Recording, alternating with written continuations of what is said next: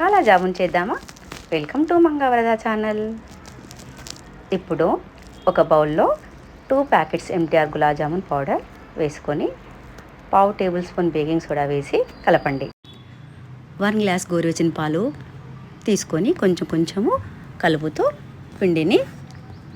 పిండిలో వేస్తుండండి. తర్వాత 15 మినిట్స్ మెత్తగా కలిపిన పిండిని మూత పెట్టేసి పక్కకు పెట్టండి. ఇప్పుడు పాకం కోసం 3 కప్స్ షుగర్ వేసి 3 కప్స్ వాటర్ వేసుకొని 1 టేబుల్ స్పూన్ ఇలాచీ పౌడర్ వేసేయాలి. తర్వాత దాన్ని ఒక నట్స్ని మిక్సీ పట్టండి, పక్కకెట్టుకోండి. ఇప్పుడు ఈ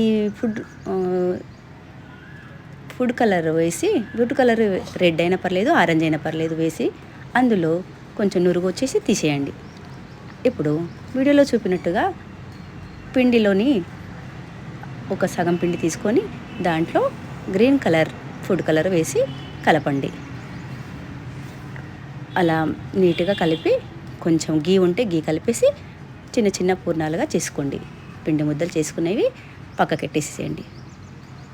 అండ్ నెక్స్ట్ ఇంకొక మిగిలిన పిండిలో వీటిని ఒక్కొక్క ఉండలుగా చేసేసుకొని ఎన్ని ఉండలు చేసామో గ్రీన్ కలర్ అలాగే ఈ వైట్ కలర్ కూడా అలాగే చేసేసి దాంట్లో 1 స్పూన్ నట్స్ పిండి అండ్ 1 కాలా జాముంది గ్రీన్ కలర్ది వేసి ఫోల్డ్ చేసేయాలి.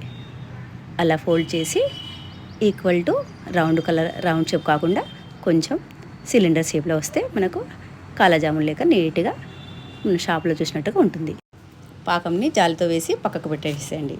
ఇప్పుడు స్టవ్ పైన 1/2 కేజీ ఆయిల్ వేసి వేడి చేయండి. 1 మినిట్కి కాలా జాములు వేసి 10 మినిట్స్ వరకు వేయించండి.